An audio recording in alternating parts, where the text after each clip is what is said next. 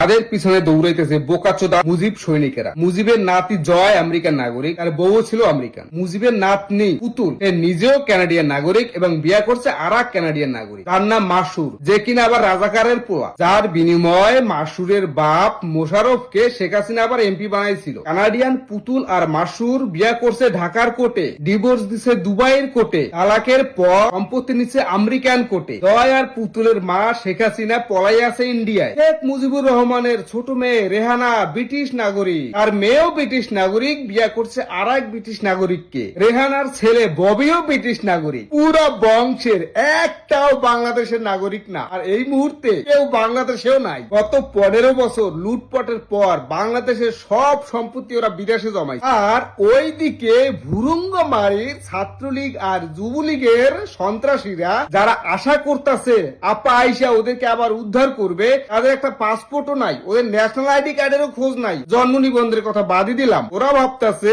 ঠিক আছে না আইসা ওদের উদ্ধার করবে। আলা বোকাচোদা কোয়ানকার লীগ বোকাচোদামির সব লিমিট ক্রস করে গেছে অনেক আগেই, যে কারণে এখন সবাই বলে মুগিব সিডিআই, ঠিক আছে না সিডিআই, আওয়ামী লীগ সিডিআই।